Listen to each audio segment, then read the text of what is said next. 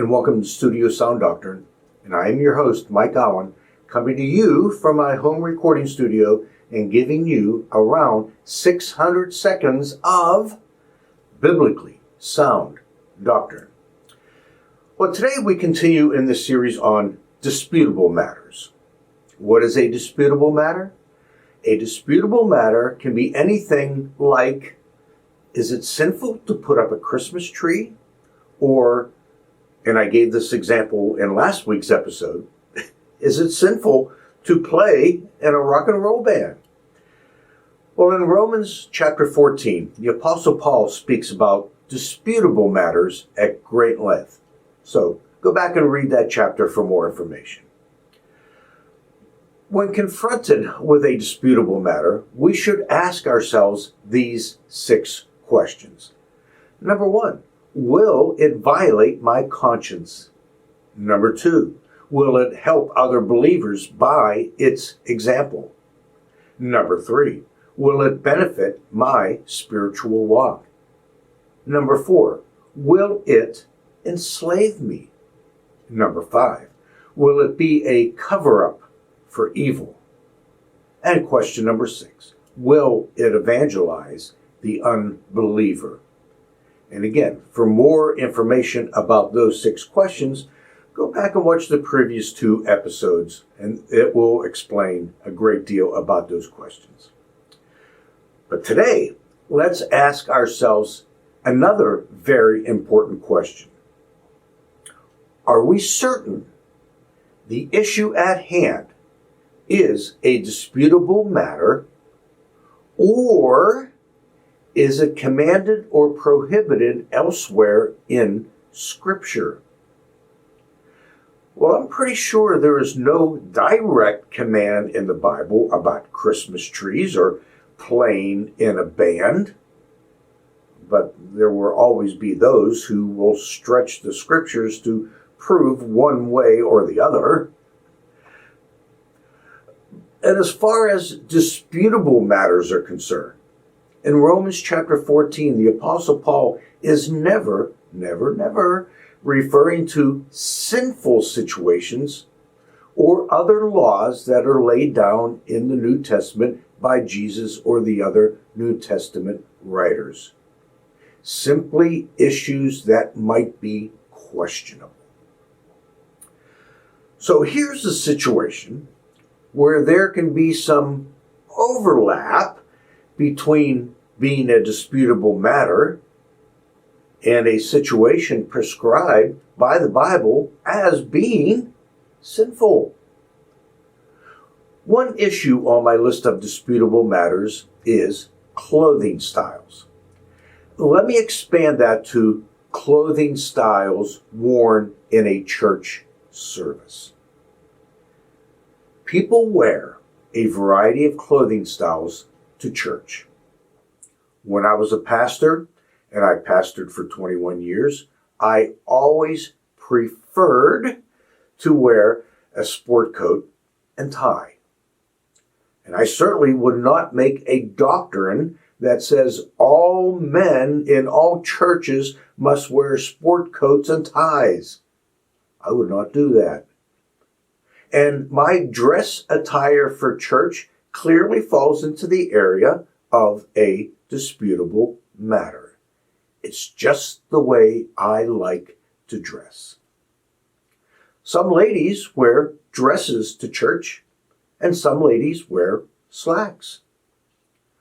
So, what you wear is up to you, and we should not dispute with each other such decisions.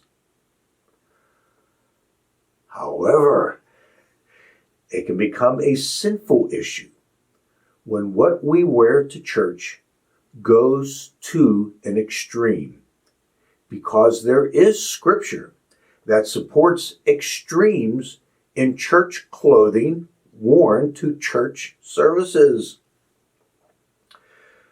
The 3 pastoral letters, 1 Timothy, 2 Timothy, and Titus, are letters written by the Apostle Paul commanding who a church leader should be, how to lead church worship and enforce discipline, and how church people need to conduct themselves in a worship service.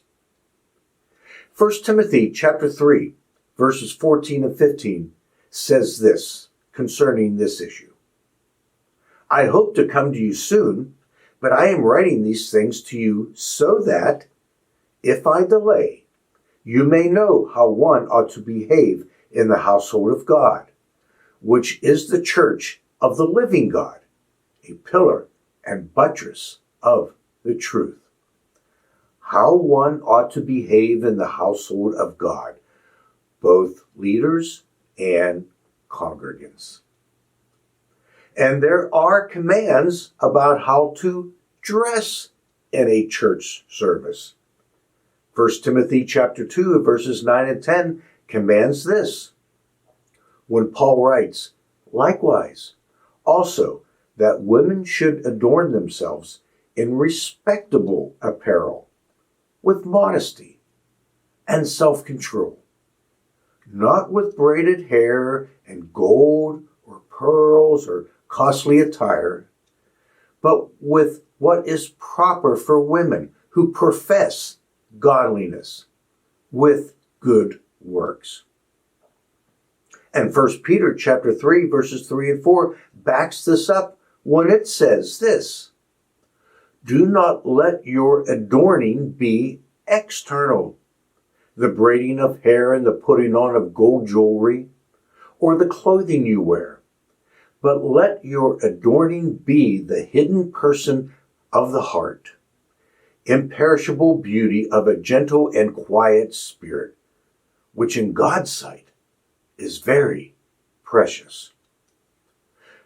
Two lessons that we can learn here from these scripture passages. The first lesson is this. Ladies, do not wear clothing or accessories to a church service that will bring attention to you. We go to church to worship God, not you. We go to church to worship God and do not want to be distracted by you. And the second lesson is this. Your beauty must come from within, not something external. One does not need to look beautiful on the outside if one is beautiful on the inside. And that is what God sees.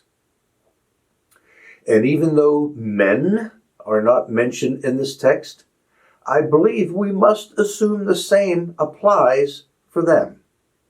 So I say, men, do not wear anything that may draw attention to you and away from God in a church service. Your beauty also comes from within.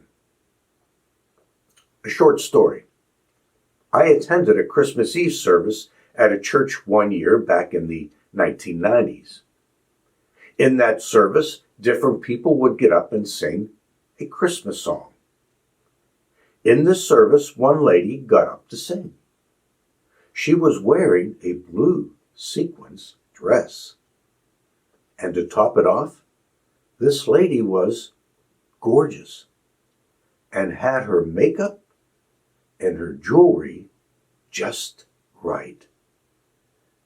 It looked more like she was dressed for an America's Got Talent audition than for a church service. And I was distracted. And I have no idea what song she sang. This is all wrong. This was no longer a disputable matter. It was flat out sinful. So let's conclude what we learned today. We need to be certain that the issue at hand is not commanded or prohibited elsewhere in Scripture before we go and place it into the category of a disputable matter and a disputable matter only. Okay? Well, that's all for today. Come back next week as we continue in this short series on this topic of disputable matters, Romans chapter 14. And don't forget to like and subscribe and to tell your friends about this channel, please. And remember, the truth isn't always easy, but it does matter, and it will set you free. Well, this is Mike Auen, and I will see you next time at our next exciting and informative episode of Studio Sound Doctrine.